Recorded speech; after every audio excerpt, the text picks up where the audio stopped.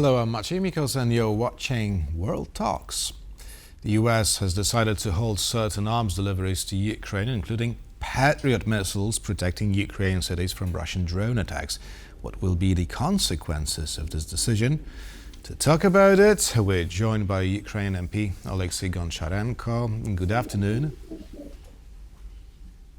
Hello. So, what was your reaction to news about Patriot missiles? It's a very bad news. It's bad from all points of view. First of all, this delay, it sounds like we're speaking now about some delay of the deliveries, but first it will cost lives. So some people who could live would be killed with Russian missiles and drones because the United States decided to postpone delivery. Secondly, it will definitely embolden Putin. So Putin feels that he can continue aggression. The support to Ukraine is coming down. So why he would end the war? So it's completely opposite to what President Trump announces, that he wants to end the war. But by such steps, he will never end the war. But opposite, the war will be bigger and Russian appetites will grow. So it's a very, very bad decision, not just for Ukraine, but for the whole Europe. But can Ukraine protect at least some of its civilians without American air defense systems? Well, fortunately, we have other air defense systems, including from our allies, France and Italy, SAMP-T. We have IRIS-T from Germany. We have Ukrainian air defense systems. So we have some systems with which we can work. But Patriots were very important in intercepting of Russian ballistic and supersonic missiles. So it will be very hard, almost impossible, to replace Patriots with anything in this case. Do we know any more details about this decision? I mean, what else will not reach Ukraine and what effect will it have on the frontline situation? I don't have exact list, but what we know from media, we're speaking about also high precision artillery shells. We're speaking about missiles for F-16 fighter jets, maybe something else, I don't know what. So it is very significant. I see. So all the state-of-the-art technology Ukraine will not obtain. But do you feel maybe like Washington is using this decision, well, has made this decision some sign to use it as a leverage in peace negotiations between Russia and Ukraine?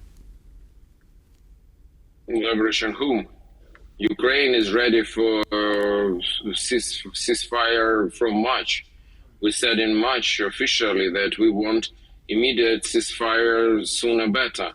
So Ukraine should not be leveraged if we're speaking about ceasefire. If we're speaking about Russia, that is quite absolutely opposite. Russia will feel that they can advance, they can attack. In general, June was the worst month from the point of view of Russian attacks on civilian areas, on Ukrainian cities, because Putin feels himself emboldened after all comments of President Trump, and especially such steps like the step we are discussing now.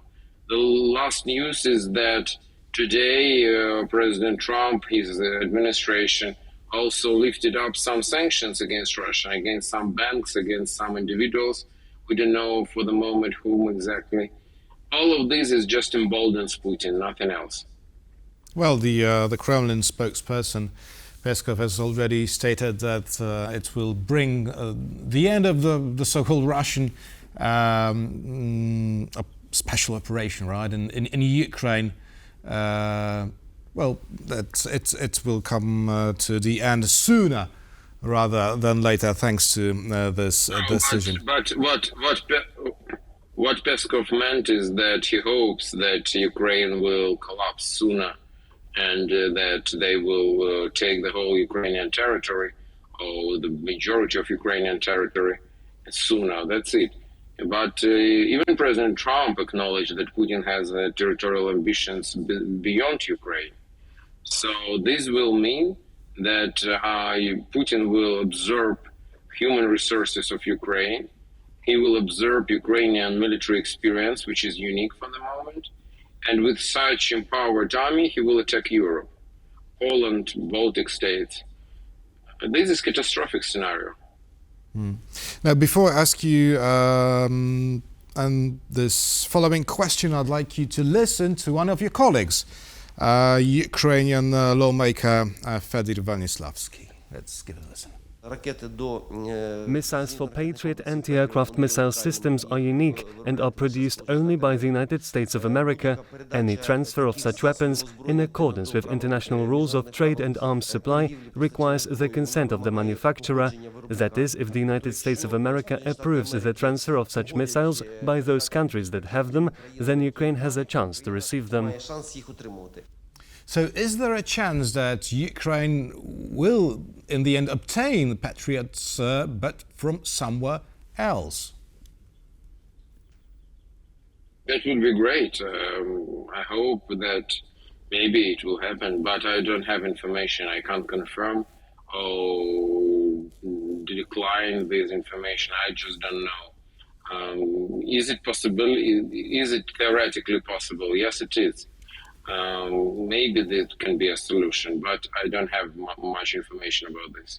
I see. Now, Russia expands its military operations in Ukraine's east, basically in an attempt to strain the defense line. Now, how dire is the current frontline situation?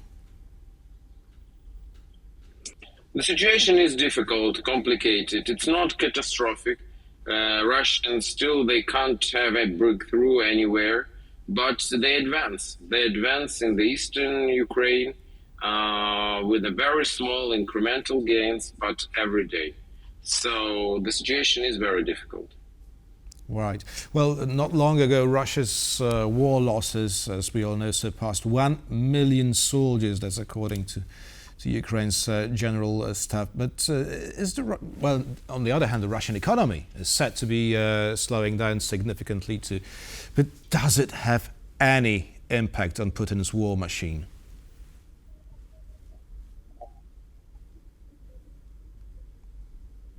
No, unfortunately, the cost of life, the price of life in Russia is very low. Unfortunately for Putin, all his citizens cannot afford it. Unfortunately, Russians really don't care about losses. That makes them even more dangerous, because in any other country in the world, losing 1 million people, even if not all of them killed, wounded, that would change regime in any country of the world, except Russia. In Russia, nothing is happening, people are dying, Putin continues aggression. So I don't know what to add to this. We need more military support from our allies. If United States, their support is wavering, we need Europe to step in. This is the war not just against Ukraine, this is the war against Europe. Everybody who thinks that Russia will stop in Ukraine, that's a huge mistake. Russia controlled, if people say, okay, Ukraine was some time under Russian rule, so Putin wants to take back. Okay, Poland was under Russian rule for decades after the Second World War. So half of Germany was under Russian rule. Finland was part of Russia, and so on. So Putin will not stop. That is something which I am sure about. Mm-hmm. Well, we've discussed Putin's war losses, and in this context, how would you comment on CNN's reports that North Korea is planning to send some 30,000 more troops to Ukraine to help Putin's chances? That shows that Putin has allies, which, in comparison with Ukrainian allies, no one from Ukrainian allies will want to send troops to Ukraine. And Putin has allies which are ready to send troops to him. So Putin has from his allies weaponry, ammunition, and even troops. Ukraine, as we see, has problems already with weaponry and ammunition. And about troops, nobody even doesn't want to speak about this. Mm-hmm. It's a difficult situation. And can you imagine 4 years ago that North Korean soldiers will be in the middle of Europe. So it is dangerous. Right. And, well, on the other hand, you have allies too, and German Chancellor Merz says that Taurus missiles, their delivery to Ukraine, is very much still on the table. What do you make of it? I hope it will happen. We don't need words here. We need Tauruses, we need missiles, we need artillery shells, we need air defense systems. So all of this story with Tauruses is so long and for years. So maybe it's still on the table. I hope someday it will happen. The problem is that the more time comes, the less effective will be this weaponry. The less effective it will be on the battlefield. Right. Lastly, I'd like to ask you about French President Emmanuel Macron's phone call with Vladimir Putin. What was its purpose? I don't know. As I understand, maybe the main topic was Middle East. But it's not clear what exactly was discussed on Ukraine. I hope Ukrainian president has this information. I don't have it. I'm not against anybody speaking with Putin. Any leader can speak with whom he or she wants.